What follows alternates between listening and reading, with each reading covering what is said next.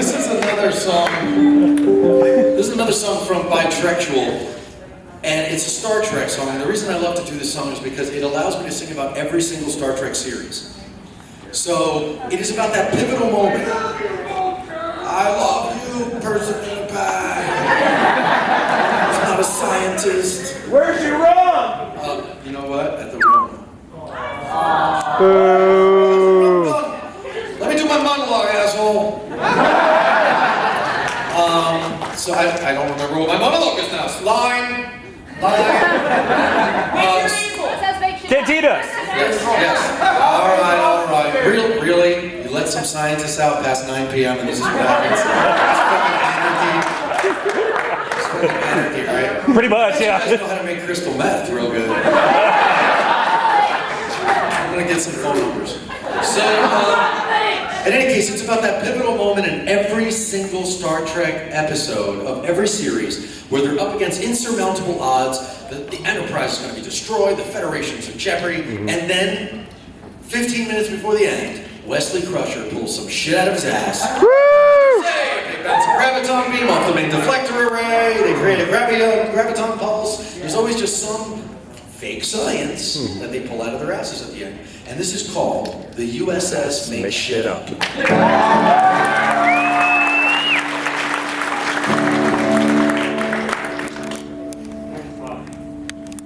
And now the summer extended dance version. Let's start with the original series.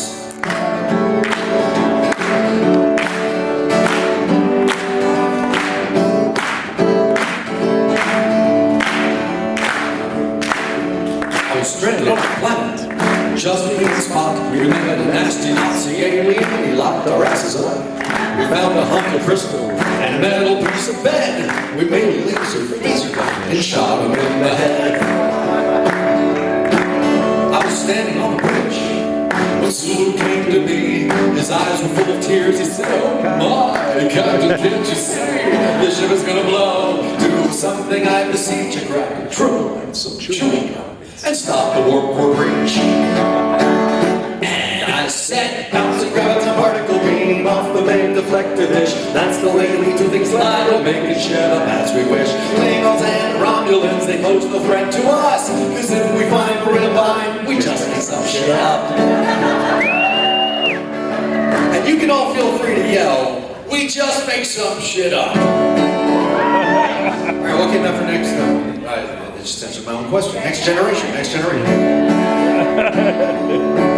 Well, I know he's just a child, and most think him a twit. But Wesley is the master when it comes to making up some shit.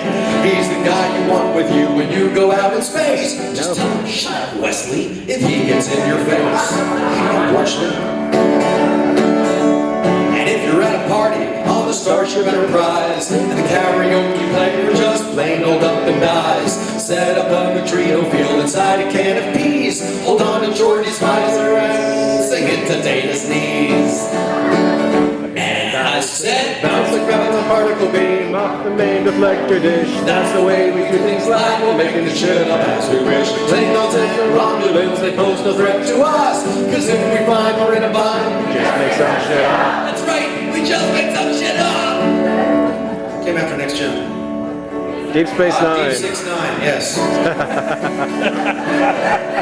Cisco's on a mission to go no bloody place. He loiters on a space station above Majority's face. The wormhole opened up and now they come from near and far. We'll keep the booze from the police and back the fucking Jem'Hadar. What is with the Klingons? Remember in the day, they looked like Puerto Ricans and they dressed in gold lame. Now they look like heavy metal rockers from the dead, with leather pants and frizzy hair and lobsters on their heads. And I said, bounce a graviton particle beam off the main deflector dish. That's the way we do things live, we'll make it shit up as we wish. Klingons and Romulans, they pose no threat to us, cause if we find we're in a bind, we just make some shit up. I can't speak English anymore. We'll come after Deep Space Nine. Voyager. Well, I was stuck on Voyager, pounding on the door, when suddenly it dawned on me I've seen the show before. Perhaps I'm in a warp bubble, slightly out of phase, because it was way back in the 60s when they called it Lost in Space. We were looking for a way to make the ratings soar, so we orchestrated an encounter with the Borg. Normally you think that would get us into shit, but this one's got a smashing ass and a lovely set of tits. And I said, bounce and grab a dumb particle beam Off the main deflector dish. That's the way we do things live. Making shit up as we wish. The Klingons and the Romulans, they pose no threat to us, cause if we find we're in a bind, we just make some shit up. What came after Voyager? Rise. Enter my pool. Well, then they made a new show, and it's called Enterprise, and it takes place 100 years before Kirk was alive. They say that it's a prequel, or so that's what it's called. It's such a bad idea, you'd swear that Lucas was involved.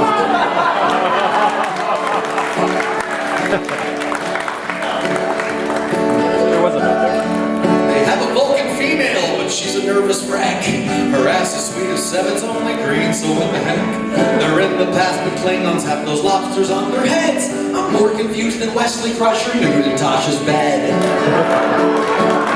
I said, That's the particle beam off the main deflector dish. That's the way we do things live. We're making shit up as we wish. Klingons and the Romulans, they pose no threat to us, cause if we find we're in a bind, we gotta make some shit up. Bonus verse. Well, apparently a bigwig up at Paramount must have felt the franchise was stale by all accounts, cause they hired J.J. Abrams to give the thing a shove. I feared that he would mock and mangle everything we love. Well, I went to the movies, and there, much to my shock, there were hunky models playing Kirk and Spock. Vulcan's been destroyed and the timeline has been crushed, so someone tell me why I love this film so fucking much.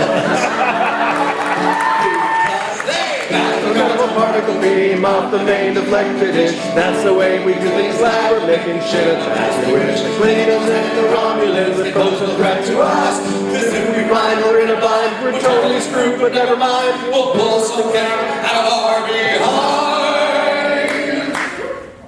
What does God mean with a story? We just make some shit up.